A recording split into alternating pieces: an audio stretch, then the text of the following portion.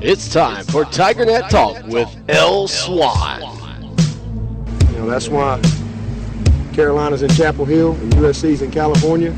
And the university in this state always has been, always will be, Clemson. Print that, tweet that. And I hope they come in undefeated.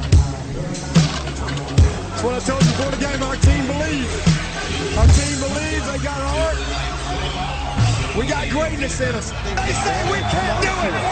What they say now. Welcome back in, Clemson Tiger fans, to another edition of TigerNet Talk. Glad to be here with you. I'm your host, Lawton Swan. Going to spend about an hour or so with you, and we've had to change the direction of the program.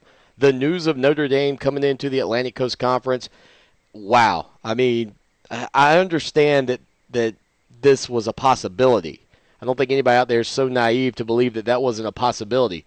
But I certainly was a bit surprised when I saw the news that Notre Dame was going to be a member of the Atlantic Coast Conference. Now, not a full membership, but we certainly do appreciate you being here, and we're going to talk about that later in the program, so we did have to change some things up.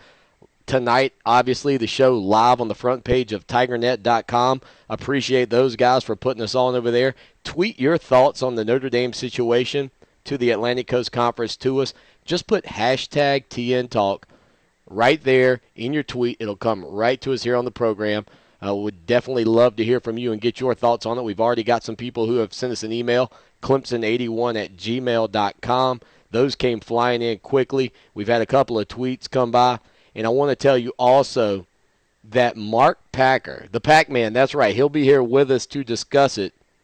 You can follow him on Twitter. He's at Mark Packer, and go to his website, packsmack.com. You guys are probably very familiar with Mark Packer, and we're going to have him on to discuss the Atlantic Coast Conference and Notre Dame. I think that's going to be good coming up in segment number 2, about 13 minutes from now. We expect to have him on board with us here on the show. And Clemson this weekend looks to go to 3-0 against their oldest matchup in history, dating back to 1896, a 14-6 win by your Clemson Tigers over the Furman Paladins. They'll get it on in Death Valley once again. And with a win, Clemson, and with a win in Tallahassee by Florida State, what you would have, of course, is a matchup next weekend of the ages, really. I mean, if you really think about it, it's a tremendous matchup for Clemson and Florida State, because even though these two teams have had some big games in the past, if both teams can make it into this matchup undefeated, ranked at or in the top 10, that's big-time college football going on for the Atlantic Coast Conference. And with the news of Notre Dame, a team that maybe doesn't excite everybody. Maybe you're not happy about the fact that they're not all in to the Atlantic Coast Conference. It's sort of like 15.5 teams. I think you have to believe that if the Miamis, if the Florida States, the Virginia Techs, the Clemsons of the world can raise their level of play in football and get back to maybe some of what you saw in the 80s and 90s, the Atlantic Coast Conference will have some very marketable teams at the top of their league, even if you don't consider Florida State in the mix. Notre Dame in the mix.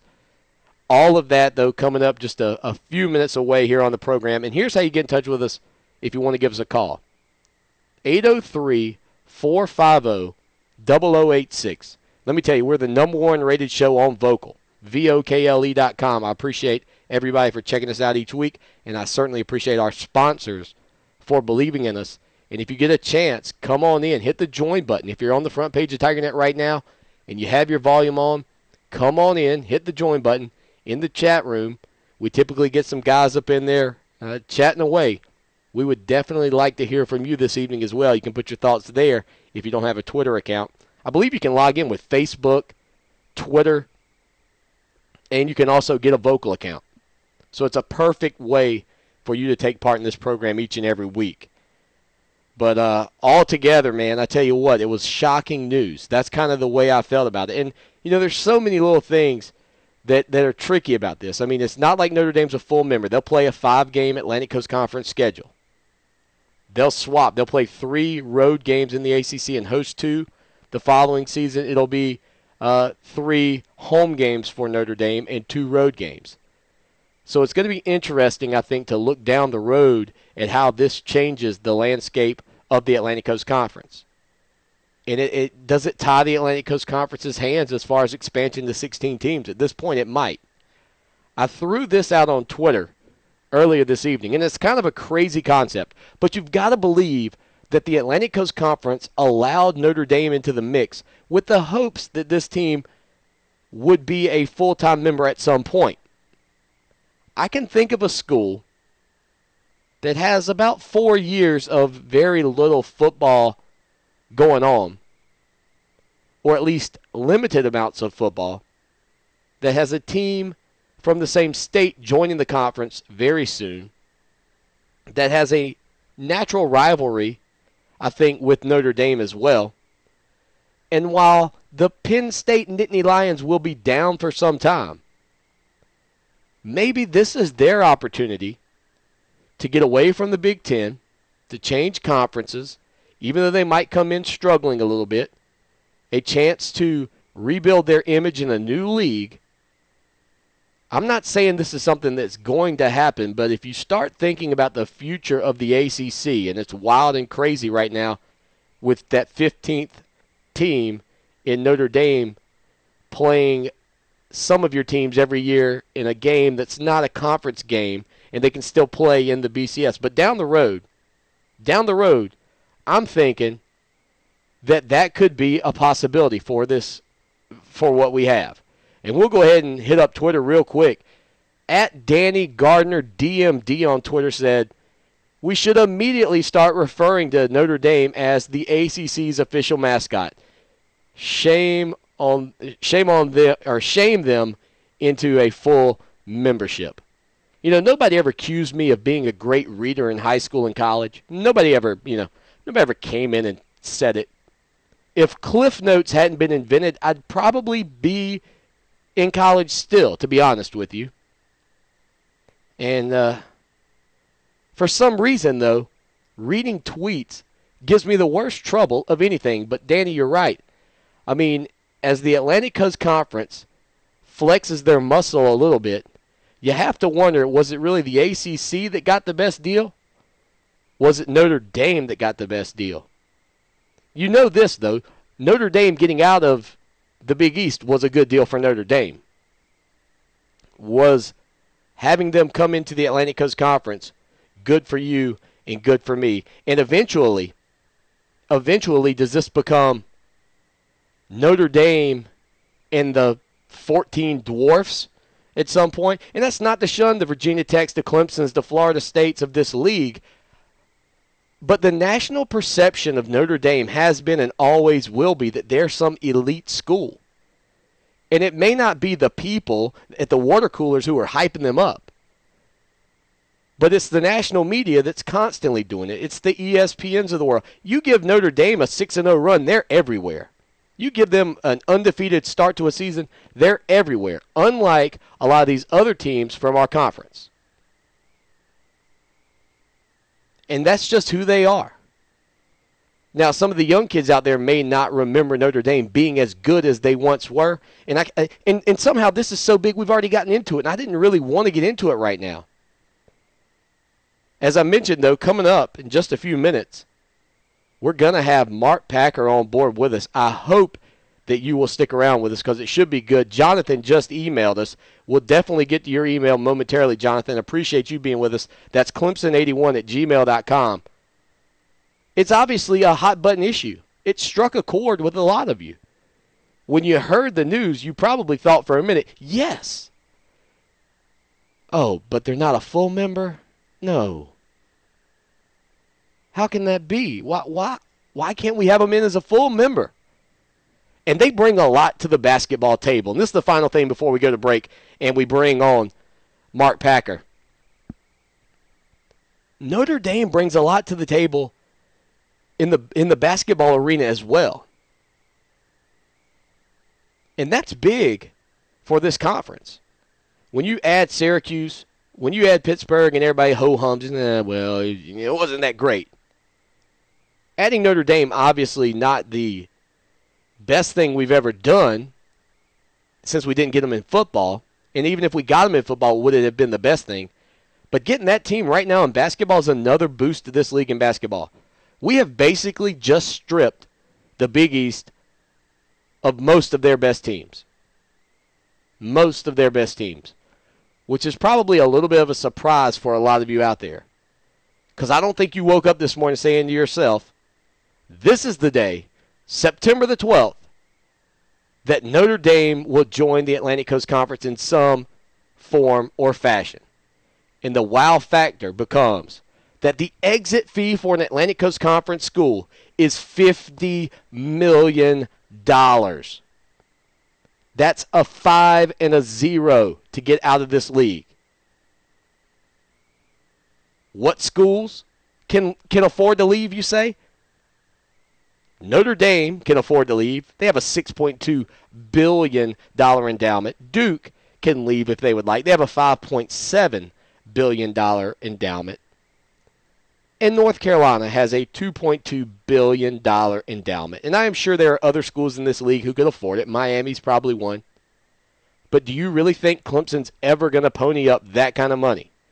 All your dreams, all the scoops that you heard about Clemson going to the Big 12, Clemson going to the Big 10, all of that, that's gone now. Hunker down. The Atlantic Coast Conference is here to stay. And I'm guaranteeing right here on the air that Notre Dame will be a full-fledged member of this league before long. Give it some time. They will be a full-fledged member of this league. Now, the 2014 season is most likely their arrival time. The 2014 season is probably when you will have them on your schedule. The cool thing, though, if you're a Clemson fan, and we're going to hear from Dabo Swinney later, is that trip to Notre Dame. That trip to Notre Dame in a few seasons, whenever that is going to be something pretty awesome. I mean, that's a big-time environment. 1978, 1979, the last time those two teams got together. And now the possibility exists in some way, shape, or form that Notre Dame could play an Atlantic Coast Conference team in a BCS bowl game, which blows my mind. Absolutely blows my mind. Well, we've got Nathan checking in the chat room, hoping that the audio is working correctly. If you're in here with us, let him know. He says he can't hear anything and doesn't have any video either. I'm going to tell him to try logging out, try logging back in, and if that ever happens to you, hopefully that will cure it for you right here on Vocal. Everything appears to be correct. If it's not, I tell you, we've got the archived versions of the show, not only on TigerNet each week in our post, but also on our YouTube channel. That's youtube.com/LSwanMedia. youtube.com/LSwanMedia. CU Tailgater at Twitter says, yes, we can hear you. And CU, that's probably the downfall of this whole operation. CU Tailgater would say the downfall of this entire live programming is the fact that L Swan has a face for radio. When we come back from this break, we're awaiting Mark Packer's call. But we're going to send you out, and when we come back in, you'll hear from one of the biggest voices in Southern sports talk, Mark Packer. And if you're a guy, if you're a guy, check out the Southern Fried Football Tour. I don't need to tell you why. Just go there and check it out. Mark's on the line. We'll be right back, Tiger fans. Stay with us.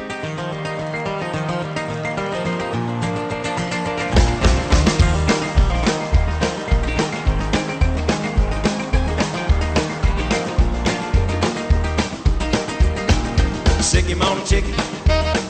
Sick him on a chicken. Sick him on a chicken and watch them feathers fly. Sick him on a chicken. Sick him on a chicken. Bring out the butter and the flour, we're ready to fry.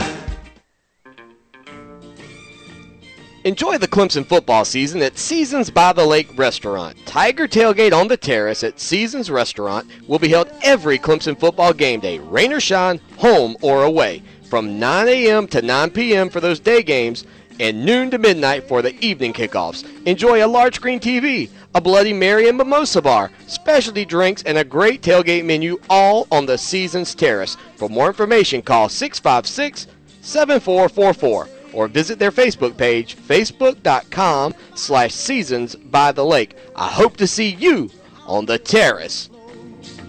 We scoop the boot, dutycalls.com. When nobody else will do it, dutycalls.com. To make that dog poop go away, call or click for a free quote today. When nature calls, we answer. To get a free quote for dog poop removal, go to dutycalls.com now. DOODYCALLS. Dutycalls.com. In the Midlands area, dial 1-800-DUTY-CALLS. They're number 1 and number 2. G-Dog General Dentistry at Oak Grove is located on Highway 1 near the Barnyard Flea Market. Modern, relaxing dentistry with TVs and headphones in every room, nitrous and even oral sedation. Digital diagnostic x-rays for better quality and 85% less radiation exposure. And check out their new Clemson Patient Special. Mention that you heard about G-Dog here on the Clemson Sports Talk programs and receive an extra 5% off all services through football season. If you don't have a regular dentist, go see my dentist, Dr. Rick Jackson at G-Dog. That's General Dentistry at Oak Grove. Are you a landowner who owns more than 10 acres that's interested in selling timber or pulpwood off your property? Cross Creek Timber is a full-service timber procurement company that buys standing saw timber and pulpwood. They're staffed with professional licensed foresters and fully insured with both workers' comp and general liability insurance. Let Cross Creek Timber develop the appropriate harvesting plan for your property and answer any questions regarding forest management. Call today, 864-517-3620. That's 864-517-3620 for your free woodland evaluation, or visit www.crosscreektimber.com. Clemson Tigers, we coming for you. Yeah. That's how we do it, baby. Little tailgate party. Y'all better come on. It's going down. We about to back it on. Welcome back into TigerNet Talk. I'm your host, Lawton Swan. Glad to be here with you once again live Wednesday evenings, 9 p.m., front page of TigerNet.com. And we bring into the program, for the first time ever, but not the last time, I promise you that, Mark Packer. Mark, welcome into the program. Great to have you on. You're a legend in Southern sports talk, and we certainly appreciate you taking your time out to come on board with us. Lawton, it's my pleasure. Anytime I can do it, I'd love to do it. So a lot going on, though, isn't it? I mean, it's kind of a crazy day with the announcement with Notre Dame as a partial ACC member, and it's got everybody talking one way or the other. Some folks love it, some folks hate it. Well, it was just a bizarre moment. You know, I picked up the phone. Everybody's so connected now, and I picked up my phone and I looked down, and I really thought for a minute I had misread something. And then I kind of got a little excitement. I was like, okay, Notre Dame coming into the Atlantic Coast Conference. I'm still thinking full-time football membership. And then when you open it up and you read the news that it's not that it's a 5-team rotation, that kind of took a little bit of that sting that maybe the Atlantic Coast Conference had when it kind of came across the lines. Well, I think, everybody, again, will have a different opinion on this, but I think when you take a real step back and you realize where's Notre Dame in the big picture in this day and age, where the super conferences are going, where we're going with this new playoff in 2 years, when you take a look back at where the ACC is, always the talk of is Florida State or Clemson or Virginia Tech. Could they possibly bolt to the Big 12 or another league? I think today's announcement basically gave both sides a commodity or two. And what I mean by that is if you're Notre Dame, hey, the world is changing. They'd love to stay completely independent and do their thing, but I think they realize, hey, the way that this earth is shifting here with this seismic world of athletics changing, they got to get involved in some shape, way, or form. They realize the Big East is dead. I mean, the Big East as we know it is absolutely toast. So, having an association with that, even to hide, if you will, their athletic sports, such as all their Olympic sports and even men's basketball, it just didn't seem to make a whole lot of sense. I think there's so many relationships with the ACC that they currently have, between Gene Corrigan being the AD at Notre Dame and eventually the commissioner of the ACC. Those ties go that far back. From an athletic standpoint, an academic standpoint, where the schools are, with the presence in the Northeast all the way down to Miami, which they've had a relationship with as well. The fact that they can still continue relationships on the West Coast by playing Stanford, playing Southern California, if they want to keep their deal in the Midwest with the Michigans and Michigan States and continue the relationship with Navy, it kind of gave them the best of all worlds without having to make a full commitment to a conference. And I think the biggest thing to me with the announcement today that jumped out at me wasn't so much, hey, we're going to play 5 games in the ACC and it's going to rotate equally throughout a course of period of time and all that stuff. To me, the big announcement today was the fact that, hey, if you decide to leave the ACC, it's costing you $50 million. And to me, that was the big story, which I'm sure is going to get lost tomorrow and the next day while everybody talks about whether or not this is good for Notre Dame or good for the ACC. I think that all but eliminates the conversation of Clemson or Florida State or Virginia Tech or anybody else in this conference that has, for whatever reason, we don't like the company that we keep, let's get out of here. Writing a check for $50 million, I think, eliminates the conversation. And to me, that solidifies the ACC as the 5th super conference. Well, and that's true whether Notre Dame ever joins full-time or not. And then, the fact that it applies to them as well, I think also comes into play here, and that is, let's just say for argument's sake, the Big 12 down the road said, man, I tell you what, Notre Dame, I don't know what you guys are thinking about going to the ACC. We want you here. Well, hey, Notre Dame, it's going to cost you $50 million to get out. Now, I don't care how much money you've got, $50 million is a ton. When you start talking about what it costs for Pitt and West Virginia and Syracuse to get out of the Big East, it was a $5 million check, and we'll get you guys later. $50 million to get out of the ACC. So I think in some respects it was good for the ACC that you solidify what you got. You get a dose of Notre Dame, which you can certainly play with your football. I think it absolutely eliminated the Big East, which is a competitor. I think it primarily puts the ACC in the basketball mode as back as one of the kings. It certainly helps your football to some degree, assuming Notre Dame can get their act together. And it solidifies your spot at the table of the super conferences. So, it gives John Swofford the ability to go back and possibly negotiate a TV deal, creating more money for the league. And for Notre Dame, it's a chance to kind of dip your toe in the deep end of the water and go, hey, is it hot? Is it cold? I can still stay here. I can still be independent. But yet I've got a relationship with these guys, which I like athletically and academically. So I think when you take a look back, to me, this is a win-win. It's kind of like a good baseball trade. It's supposed to help both sides. I think in this particular case it has. Well, the irony of it is, as the news of that $50 million broke, and it wasn't lost by me, I started looking at endowments, and I don't know how endowments can be spent. I'm assuming any way you want.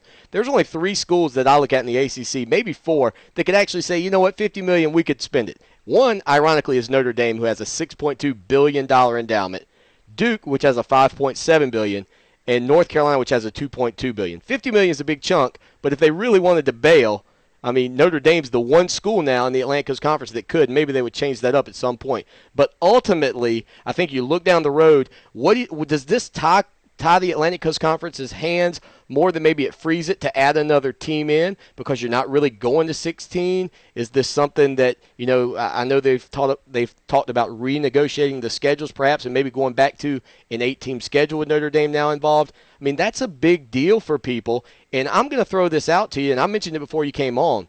There's a school that plays football in the state with another team in the ACC or coming in, Pittsburgh. That's Penn State that's got 4 years of terrible, terrible football coming. Maybe they could come in, ride the 4 years out, and then you bring in Penn State, Notre Dame together. You got a 16 team because I can't see Notre Dame holding out forever. Can you?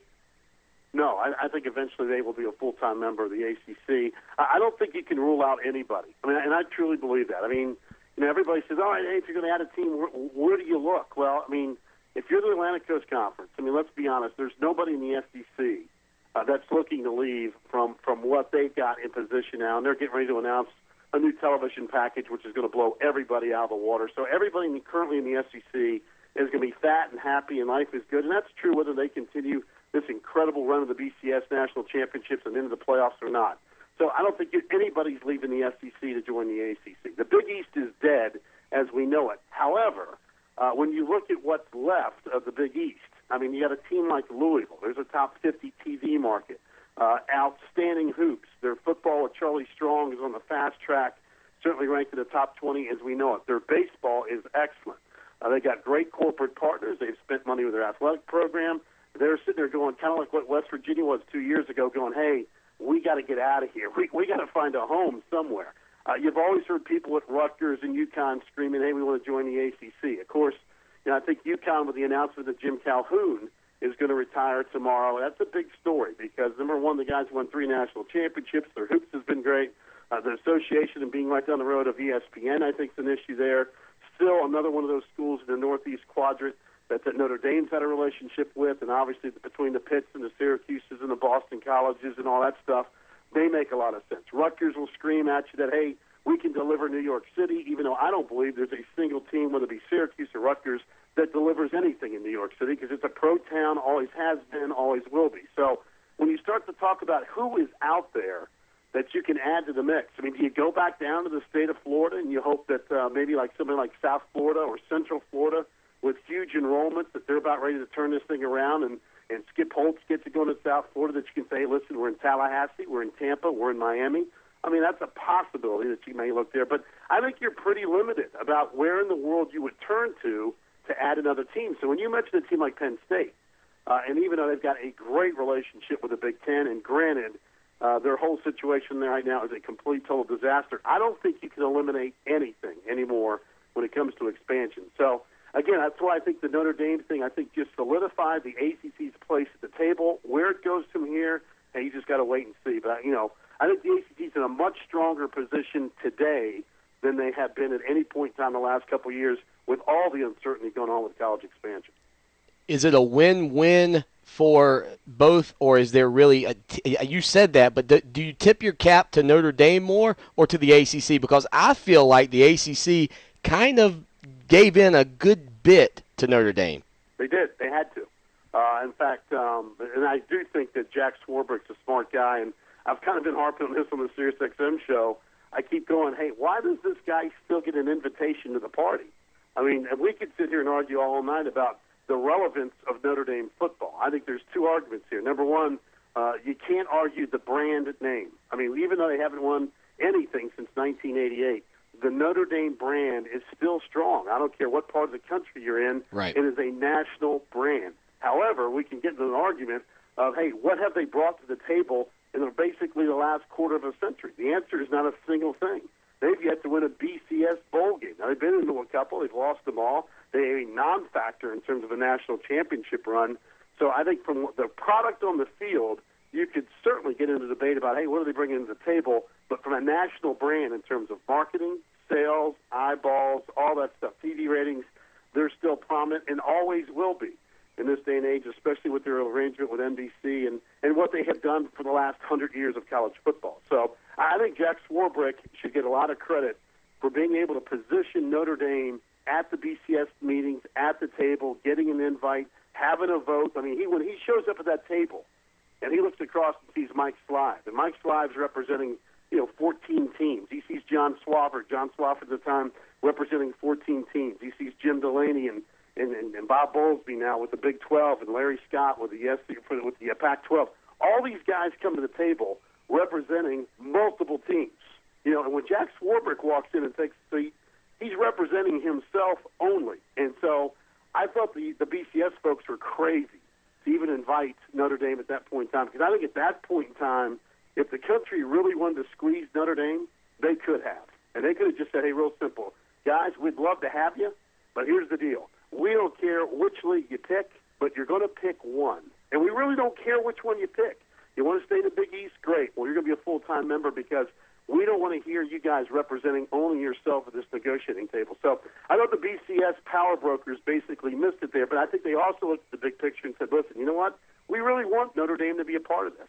When you start talking about the tradition and the history of college football, Notre Dame's got a piece of that, even though they haven't done anything since '88. So, yeah, I think it's a little give and take here. There's no question that if the Big Ten would have given the Notre Dame that same deal, maybe they take a look at the Big Ten and say, hey, listen, we get to be semi-independent, but yet can still hide all our Olympic sports. We'll do that. So I think John Swafford had to come off a little bit in terms of their consistency by saying, hey, listen, this league's always been about equal partnerships and so forth. In this case, they made a little bit of a jump, and I think Notre Dame was smart to do it, to be honest with you. That's why I think it's a win-win. That's the voice of Mark Packer. You can follow him on Twitter. He's at Mark Packer, and go to his website, packsmack.com, to follow him. Everything he does, the Southern Fried Football, unbelievable stuff there. Guys, you want to check that out, believe me. We've got some people in the chat room. We do the show live on a site called Vocal, and Tommy Chastain's on Twitter. He says he's been going back and forth with you. He says if Notre Dame takes an Atlantic Coast Conference team spot due to the bowl agreement, that money is gone from the league. What's your take on that? Well, they're going to. And for everybody that finishes 7-5, I got news for you. You will always lose out to Notre Dame. Always. That's been going on for a long time. Hey, let me tell you something. Notre Dame has grabbed BCS spots when they had no business being in. True. Look at almost every single one they played in. Yeah. And I remember when they played in the Fiesta Bowl against Oregon State, and you're like, what in the world is Notre Dame doing in this game? And they got killed. So that's been going on for a long time. All you have to do, if you think this is fair, then you've really missed the boat, because we just saw it this past year in the BCS, to be honest with you, and it didn't even involve Notre Dame. It involved Michigan. I mean, how many times do we get in a conversation about the Sugar Bowl? I mean, you got Boise State sitting there, you got Michigan State sitting there, and they decided to take Virginia Tech and Michigan. Why? Well, it's all about selling tickets. These guys afford themselves out. And if it's not the national championship game, it's all about, hey, who is going to buy the most tickets? So you can't use common sense when it comes to all that stuff. This is a business. And will Notre Dame take a spot? Will they win every benefit of the doubt? The answer is yes, they will. I think the most ironic twist to all this will be, let's just say for argument's sake, that Notre Dame, let's just say we're a year down the road here, and Notre Dame is eventually in the ACC. They play their 5 ACC games. They play everybody else like Southern Cal and Michigan State and Navy and so forth. Can you imagine if Clemson wins the ACC football championship like they did last year, they go to the Orange Bowl, the chances of seeing Notre Dame basically a conference game in the Orange Bowl, that could very well happen. Right. So, I think until we get to a real playoff, which will be 2 years down the road, which I do think it's going to change the landscape of how we select the teams, the criteria that will be used, we will always get into those debates. But you can certainly expect Notre Dame to put a hurting on a bunch of 7-5 teams. They're going, hey, listen, we were more worthy of going to this bowl game than Notre Dame. Well, it's got the bowl business is all about these guys whoring themselves out to sell the most tickets. And when it gets right down to it, Notre Dame, in all likelihood, is going to sell more tickets than any 7-5 ACC team, regardless of where the bowl game is. So that's just the nature of the beast that we live in right now. Well, you're obviously looking at my notes, because the next thing I was going to ask you is about the fact that Notre Dame is also marketable to this league because of the fact that if they can keep those games alive that they want to with the Southern Cals, with the Michigans of the world, then these Atlantic Coast Conference teams, at least 5 of them every year, will have an opponent in Notre Dame that's going to play a high-profile schedule that's going to get you those additional bonus points that you need to get into that top 4. And I think that's a very big deal for this league. Well, Mark, I tell you what, final question for you, and we'll get you out here, and I definitely appreciate you coming on board with us. Let me ask you, the response from the folks in the Atlantic Coast Conference area, the fans, the state fans, the Clemson fans, North Carolina, Duke, it doesn't matter where they're from, what was the initial reaction to Notre Dame on your show? I think we'll get more of that tomorrow, to be honest with you, Lawton, because, when we got word of it this morning, we're on from 9 to noon Eastern time, and we got wind that this was coming down around 10:15, and then, of course, it was official by every means of social media by around 10:30ish that you knew that there was going to be a press conference at 12:30. And I've probably done, I don't know, half dozen interviews this afternoon and early evening and stuff. And I would say that it's been more positive than negative, but there's still kind of the unknown. There's always the sense that, hey, here's Notre Dame again sneaking in on our business, and hey, if you don't make the full commitment, to you, the hell with you. I mean, it's always you always get that kind of feeling unless you're a Notre Dame rah-rah guy. But I do think you got to take a step back and really look at the big picture. It's not necessarily a short-term decision. This is a long-term deal. When you start saying, hey, listen, are you in, are you out? And if you're out, it's going to cost you $50 million. I think you got to take a step back and look at the big picture. And I do think in due time, Notre Dame will be forced to join the league full-time. And I think the ACC makes a ton of sense. And I think the ACC will benefit from Notre Dame's presence. And I think that's true whether it be football, basketball, or any other sport for that matter. It is a national brand, whether they win a ton of games or not. They will always have that. And I think from a recruiting standpoint, it helps Notre Dame because they keep that Northeast presence. They can come into the Southeast. They have enough freedom to go out West. And I think for the rest of the ACC teams that are currently in place as we know it, it's a chance for them to really start thinking out of the box and say, listen, how can we use Notre Dame for our benefit from a recruiting standpoint, from an exposure standpoint, and everything else? So, again, I think it's a win-win on both sides. I think you got to take a step back and look at the big picture. But I think for the most part, today's announcement was good for all parties involved. Well, if I don't ask you about the Clemson Tigers and your thoughts on this team right now, a couple of weeks away from a big game down in Tallahassee, the Tiger fans would probably get me, so I better do that. What's your take right now on the Tigers from what you've seen so far? I have, listen, offensively they're dynamic, and they're doing it without Sammy Watkins yet. And really, I mean, there's about 3 or 4 teams that just jump out at you around the country from an offensive standpoint that when they're playing, whether they're on with highlights, you kind of stop what you're doing. I mean, West Virginia, as we know, certainly one of them. Oregon, without question, is one of them. Southern California, with their frisbee-catching dogs, and Matt Barkley is one of them. And I think Clemson's the other. Man, when they play, there's so much that they can do. They can beat you on the ground. When Andre Ellington's healthy, as he showed off against Auburn, he was spectacular. But we've known that now for the last couple of years. I think Taj Boyd has shown a different measure of leadership. We kind of beat everybody with his legs in the Auburn game. I don't think you learned a whole lot last week. I think a bunch of guys are playing. I think the one thing that has jumped out at me, though, that I don't think there's any question that Clemson is a top 20 football team, without a doubt. If nothing changes, they're a top 20 team. But if you're going to get to the next level and say, hey, listen, we're a solid top 10 team, and if things bounce right, hey, we can be in the mix and really cause trouble for everybody, defensively, they've got to get better. And that goes from tackling, size. I think there's great athletic ability. They're awfully young. I still think this team's probably a year away from really being dynamic. But for that to change, defensively, they've got to take it to another notch. I know that we've only played 2 games. We probably won't learn a whole lot against Furman since so many other guys are going to play. But if this team can find that element and these young kids develop and they get caught, if Dabo's coaching them up and they're getting to that point, this team all of a sudden goes to another level. It kind of reminds me of Nebraska a little bit. When I watched Nebraska play offensively with Taylor Martinez and Rex Burkhead and those guys, man, they could score a lot of points. But you know what? There's times you watch them and you go, man, they just don't tackle. When I watched Clemson, even in the Ball State game, defensively, and I know it was a hot day and you just want to get out of there, but that team doesn't attack people defensively like you expect real, true national championship caliber teams. Doesn't mean it can't happen. But if that does improve for Clemson, watch out. And I do think they're about a year away, though, from being in that position. And it'd be interesting for me to watch them develop as the year goes on the defensive side. I don't worry about them offensively. I think they're spectacular.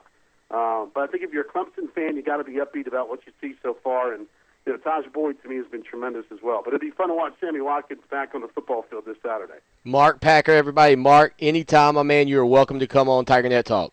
Well, it's my pleasure. You just give me a buzz, and we'll do it. All right. Take care. All right, folks, that's big time right there. Mark Packer, you guys know him. Some of you love him, some of you hate him, but you know what? When you talk Southern football, when you're talking about the ACC, there's probably nobody better to turn to get your pulse on the entire league. Stick around, though. When we come back, a little reaction to Mark. He was fantastic. Got guys in the chat room going back and forth about the Atlantic Coast Conference and the BCS and money. And I may have said the BCS. I don't know what the formula is going to be called yet for that playoff that's coming. But definitely strength of schedule will be involved to some degree. But while we head out, let's think about the glory days of Clemson Tiger football. Jeff Davis, William Perry, all those guys. Stay with us. Tackling Seminoles and Bulldogs, playing football in the mud. So everybody sing Tiger Rag at the top of your lungs, and we'll party like it's 1981. Blake Austin of South Carolina Farm Bureau is an insurance agent you can count on to meet all your needs. Home, auto, health, life, you name it, Blake's got you covered, and he can save you on your yearly rates. Call him now for a free quote, 803-259-5008. That's 803-259-5008. Or just go to ClemsonSportsTalk.com and click on the Farm Bureau logo to be connected to Blake. Do like I do and work with the best agent around, and you can tweet that. Hate the thought of shopping?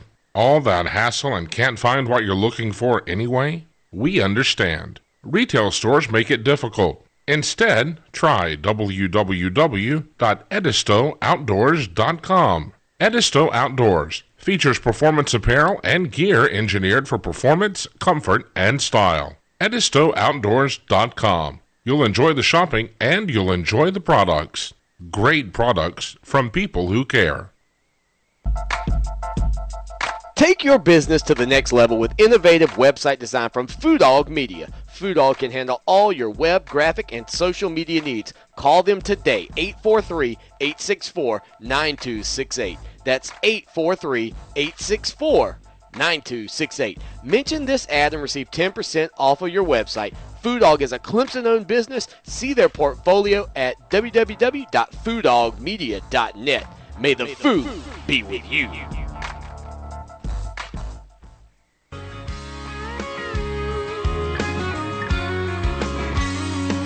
I thought I'd grow up and I'd settle down. There was 10,000 girls up in Tiger Town, and it was heaven. I got to tell you guys, and I appreciate everybody who tunes in with us here on TigerNet Talk each and every week. Cody Webb, though, killing it right here. With my fake ID and watch Doug McCormick rock TD. That's good stuff. Clemson music. You can't go wrong with Clemson music, I'll be honest with you. But I do thank you for tuning into the program. And I want to tell you that we've really tried to work on some of our audio issues. Look, we got a big studio here. I pretty much man everything myself, and volume levels can be a tricky thing. For whatever reason, the phone lines don't allow us to bump them up as loud as we'd like, so we've tried to reverse engineer everything and bring all the other volume levels down. So I'm hoping to keep them slightly level. But I can guarantee you this. The way we process the iTunes version and the podcast edition of the show and the version that will be on Stitcher smart radio application, you will love it because the audio levels will be crystal clear. And in the chat room, nobody seems to complain, so I'm hoping that Tommy and Nathan and everybody else who's in there going back and forth, 255 of you in there right now. Woo! Get to chatting, people. Tommy and Nathan cannot be the only folks listening to the show who enjoy talking from time to time with one another, and they're going back and forth about it. Nathan just says, from a football standpoint, I don't really mind them doing the 5 games. We're guaranteed to play them every 3 years. And then it jumped. But I'll take it right there. I'll leave it right there. The screen jumped as they went back and forth. Let me tell you, Tiger fans, though, about Tiger Tailgate on the Terrace at Seasons by the Lake Restaurant. Listen, this is perfect for you if you're looking for a place to tailgate. Every Clemson football game day, rain or shine, home or away, it doesn't matter. For day games, it's from 9 a.m. to 9 p.m. From noon to midnight for those evening kickoffs. You can enjoy a large screen TV, Bloody Mary, and mimosa bar, specialty drinks, and a great tailgate menu, all on the Seasons Terrace. For more information, call 656-7444 or go by their Facebook page, facebook.com/Seasons by the Lake. Go check them out. It's a unique way to tailgate with other Tiger fans right there in Clemson. All you students who listen to the show, check it out. You know, I think if you had a choice between heading out downtown and going out to Tiger Tailgate with a bunch of people who are really involved in the game, that might be your better choice because you absolutely know one thing's for sure. Seasons by the Lake is going to not only provide you with that great tailgate experience, some of the best food in town. Guaranteed. Go by there. Check them out. All right, Tiger fans, you know this is the part of the show where we kind of reflect on what Mark said for just a minute. I agree with mostly everything he said, to be honest with you. I thought for a minute, when I said I thought he was reading my notes, I really thought he was reading my notes. If I didn't know any better, I'd have thought he had everything together, put together that I say. Mike, though, sent us an email. He said, I'm only worried about one thing in this deal. I don't want Notre Dame making more money than the Atlantic Coast Conference teams in football. They can keep their independent deal with NBC, but bowl season money needs to be split evenly if they're eligible for an ACC spot in a bowl game. And, Mike, I know exactly what you're talking about. In fact, it just seems odd that if the Atlantic Coast Conference team, let's just say for a minute, kind of like what Mark's scenario was, that Notre Dame gets into the Orange Bowl, or for that matter, maybe the national championship game, that money that let's say it's the national title game. Let's say Clemson doesn't play Notre Dame. They go undefeated. Awesome. They're going to play in the national championship tournament that's coming up at that point. Notre Dame plays in it as well. If Notre Dame plays in the title versus Clemson, their wins aren't going to be split. Like if it was LSU and Alabama, like it was this past year for the SEC, that money's split amongst all the league teams. Notre Dame gets their entire chunk. Clemson splits it with everybody else. Would that then cause a system of Notre Dame and the 14 Dwarfs?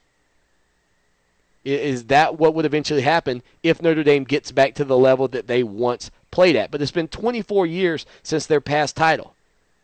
Mark said it, though. They're a big brand, a household name.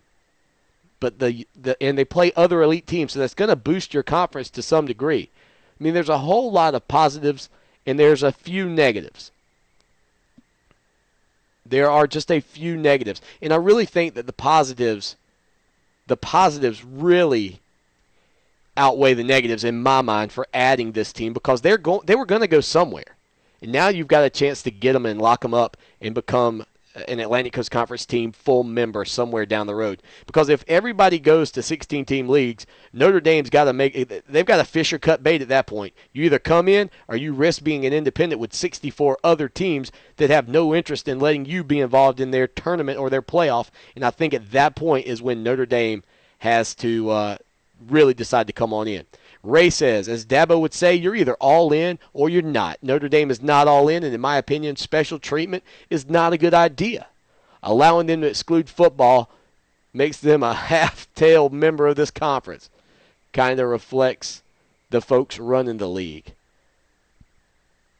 And let's say this, and I think a lot of people knock Swofford for the first move. This is a better move, though. I think you've got to agree with that fact. I think everybody's got to agree this is a better move than the last one, Ray. So, getting the schedule back to 8 games is unique, because every time you're not playing Notre Dame, if that does happen, that'll be good for the league as well, because then you can get in some additional games. We might can get some games against the Georgia or some other teams like that if they don't already have something scheduled up. It's obviously, though, in my mind, the best addition the league could make if they were going to make one for the future. I think that's the most fair statement you can make about it. Somehow this has turned into the Notre Dame edition of TigerNet Talk. Did not expect it, did not see it, but definitely one for the ages, because I don't think everybody expected this news at all, and it's a hot-button issue. People are firing in left and right. Bremer 4. That's Bremer 4 says, I don't think Notre Dame to the ACC is a bad thing, but it's better for Notre Dame than the ACC. If Notre Dame joined for football in 2015, though, ... that's what I think everybody's saying. And I believe it was Nathan in the chat room that made a good point. Mark was talking about Louisville. All the great things that they've got involved, the reputation now of this conference academically. Would that be something that would keep a team like Louisville out? I mean, I'll be honest with you. I'm just assuming that Nathan's done his due diligence in looking that information up. I don't know how Louisville's academics are. CU Tailgater says, let's talk about our defense. Can it be fixed before the FSU game? It better be fixed. It doesn't matter what kind of numbers this offense continues to put up. Brent Venables has a tough task on his hand, because I think after last week's game against Ball State, when you look at the numbers, when you just look at the offensive numbers that Ball State was able to put up, the big rushing numbers, it was frustrating for Clemson Tiger fans. Some bad angles. I think, I look back at some of the touchdown runs by Banks for Ball State, and the one thing that stood out to me was the flow of the defense. And good gracious, I never coached defense in my life. I could barely coach it on the Xbox or anything like that. But the flow, it seemed like, and I don't know if some of those plays were design cutbacks that they ran, or if he just has tremendous vision in his second ball game. But Banks cut those balls back at an opportune time and made some big runs. The flow of the defense, I felt like the linebackers got a little bit over-aggressive, and I don't know if it was the fact that, and a lot of people have pointed fingers at Stephon Anthony and said Stephon's been out of position a number of times and maybe overrunning some plays. I tried to watch for that. I did see one play where a couple of linebackers got themselves blocked by one guy. That's frustrating when that happens. But when it's all said and done, I think when you look down the road at this Clemson Tiger team right now, going into that game in a couple of weeks, Ball State had 8 running plays of 10 yards or more, totaling 252 yards on the ground. 6.3 yards per carry in that game against Clemson. But when you're going on the road down into Tallahassee and you look at the way that Clemson has played against Florida State recently, the fact that Clemson will be fired up and have that edge to them, I think that that's a good thing for Clemson right now, because the Ball State game, the Furman game, you don't have that edge, especially after you put up the tremendous numbers you do in the first half against a team like Ball State. Everybody, kind of pulled back a little bit. 45 points in that first half. I think everybody got a little bit complacent. I'll give you a team to look to, and I said it on Clemson Hotline Sunday night, 9 p.m., front page of TigerNet. Look at Oregon and Arkansas State, that ball game. Oregon had, 50 points, some odd points at the half, and then you get a bit complacent. And that's a good point Nathan makes, too. And what I was about to say is, and Florida State really hasn't run the ball all that well in recent years, but they've got playmakers there, and especially at the wide receiver position. I still question E.J. Manuel. That's going to be a big question mark for me coming up next week. And I also think that when you look at Clemson and their defense, have we been a bit vanilla? When I look at Oklahoma, film of Oklahoma under Brent Venables, I always saw this attacking style defense. I haven't really felt like I've seen a whole lot of that from Clemson this year. And we have a secondary that's very young. I think Travis Blanks has been unbelievable. This kid, you look at him on the field, he's a leader, he's all over the place. As a true freshman, that kid has what I want every player to have. That's the guy that if I can mold other players mentally and the physical presence that they have on the field, the feeling that you get when you see them, Blanks has it. And I think that, ultimately for Clemson, this season could be dictated by how good that kid becomes late in the year. And he's a guy that can move around and play a multitude of positions. But I agree. I think there are some deficiencies right now, some of which may come from the fact that we've been a little bit protective, and I don't think you'll see any more than that against Furman this week. I also think some of it's from being complacent, from having a big lead in that game against Ball State. But that big run in the first half, the 50-some-odd yard run in the first half, was frustrating. Clemson's 101st nationally in rushing yards allowed per game right now. Not good. 115th in yards per carry. I mean, it's a little bit frustrating to have teams running the ball through gaping holes in your defense. And there's a big one in that Auburn game. I'm telling you, the tackle that Meeks made to save what would have been a 99-yard touchdown run, frustrating. 5 rushing plays of 20 or more yards for Clemson. Only 5 teams in the country have that number right now against them. That's not good defense. And you're right. I mean, if there's a concern for you coming into, I guess, that Florida State game next weekend, it's the Clemson Tiger defense. I know Florida State's defense is good too, and that's going to limit Clemson's offense to some degree. But I'm not quite as concerned about them as I was when they had Brandon Jenkins. I'll say that. We'll be right back. Final segment coming up. Our prediction and the PlayStation 3 prediction from our main man Sambo. We'll be right back. You know it was gone the day she moved out. In my head, if I pointed it just Enjoy the Clemson football season at Seasons by the Lake Restaurant. Tiger Tailgate on the Terrace at Seasons Restaurant will be held every Clemson football game day, rain or shine, home or away, from 9 a.m. to 9 p.m. for those day games and noon to midnight for the evening kickoffs. Enjoy a large screen TV, a Bloody Mary and mimosa bar, specialty drinks, and a great tailgate menu, all on the Seasons Terrace. For more information, call 656-7444 or visit their Facebook page, facebook.com/Seasons by the Lake. I hope to see you on the terrace.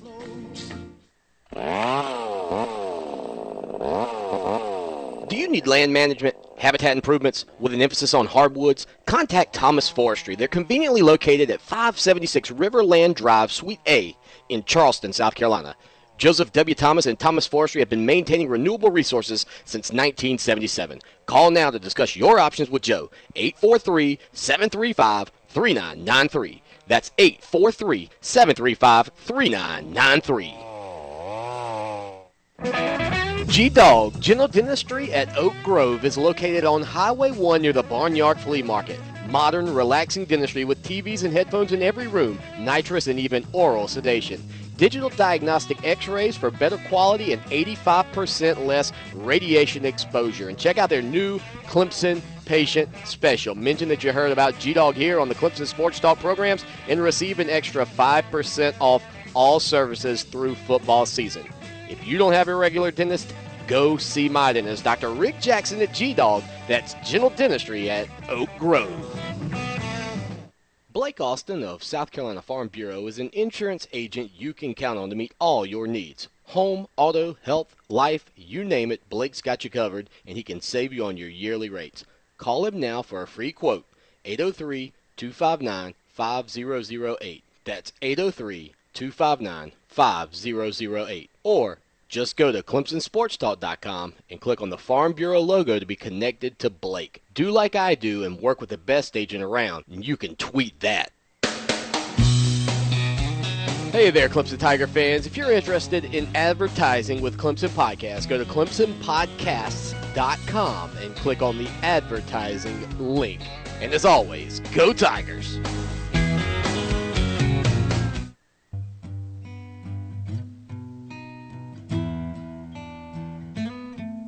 This is Clemson Tom, and you're listening to Clemson Sports Talk. So sit down and have you a cold one and listen to a true American. I like driving down Clemson Boulevard. Welcome back in. Final segment of TigerNet Talk. You know, we've never gone an hour on this show that I'm aware of. We've never done it. We don't. There's not a rule. It's not a written rule. Swanee, you got to be out by 57:50. Not here. Clemson Hotline, on the other hand, the radio show, yeah, we kind of have to stick to a little schedule. So we'll go over a little bit here because I think we've got some good stuff. Nathan says that Louisville's academics, they are number 160 in the country. West Virginia is 165. Hey, that's 5 spots better. We'll let them in. They're 160. Awesome stuff there. Great to have you. Mark Packer joined us earlier. The guys in the chat room are just unbelievable. Unreal what we got going on. Brad checks in as well. Appreciate him for being a part of the program here.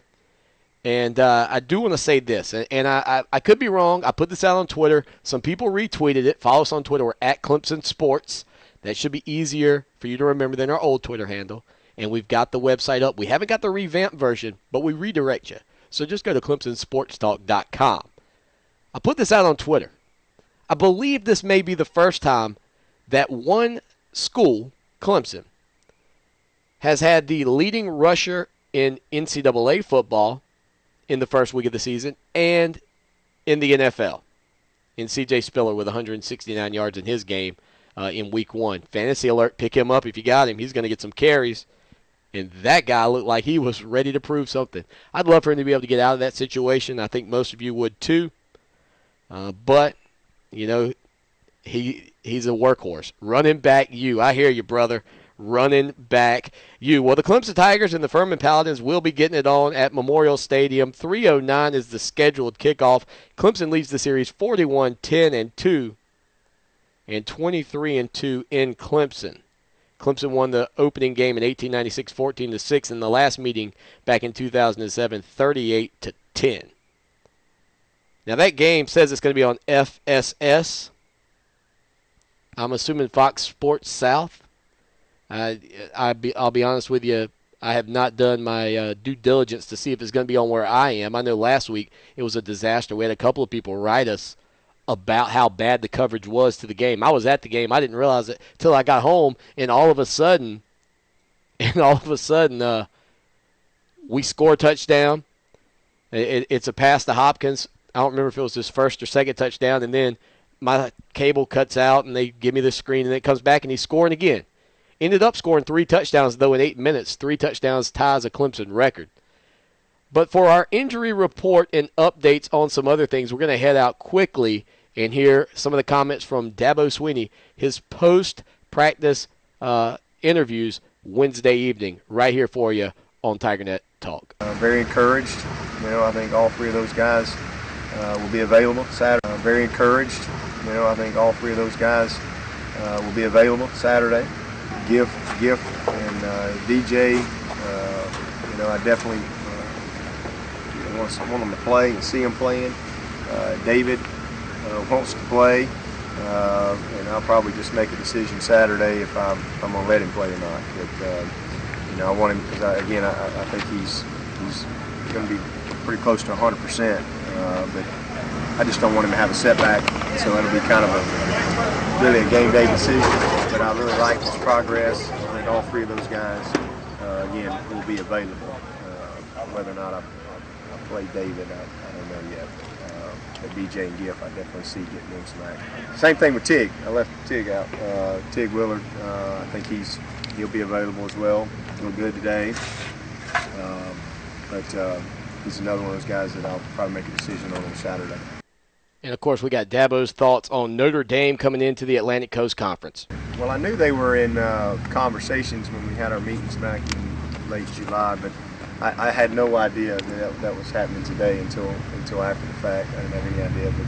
But Michael Kelly called me from the ACC office and had a good talk with him. And hey, I mean, listen, I don't know what everybody else's opinion is, but I think it's a real positive. I don't really see a negative. I'm sure somebody's going to come up with some, but I don't really see a negative. I think it's a great thing for our conference. You know, this is. I mean, I'm not a huge Notre Dame fan. Tim Bray knows that. We go back and forth on that, but I do have a ton of respect for their program and the tradition of their program. I mean, it is what it is, and you have a program like that chooses to join your conference. I think that ain't nothing but a positive thing. So, you know, where it goes, who knows? But they're committed to play 5 games. I think that's outstanding for our conference, and we'll see what happens down the road. But I think it's a win-win for everybody. It's great for our other sports, and I think it just really kind of stabilizes the league even more than what it already was, in my opinion. So, it's all good. I don't really know how it affects Clemson, other than, we may have a game with Notre Dame somewhere down the road, home and home. That'd be pretty cool. Get a road trip to South Bend. That'd be pretty neat. Tim can show us the town and all the neat spots. But that's really about it. And now he answers what the effect is on recruiting. I don't really think so for us. I mean, maybe it affects other people, but we kind of have our footprint that we recruit to, and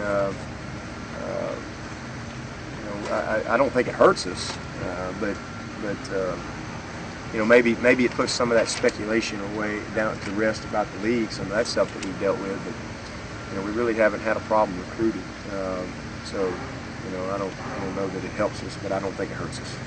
How about Dabo Swinney's thoughts on the 8-game conference schedule possibility? I would love that. You can get that worked out, that'd be great. I don't know that that'll happen, but that would be ideal, especially for us, Florida State in particular, because our natural rivals are not in our conference, and that's a problem. And otherwise, it's only good when you have it at home. You could potentially have those years when you have 6 home games, and that's not good for Clemson. I don't think that's not good for our community here. But I don't control that. But, I would vote for that, but I don't think I'd get a vote. I don't think anybody was for the 9. No coaches were for the 9.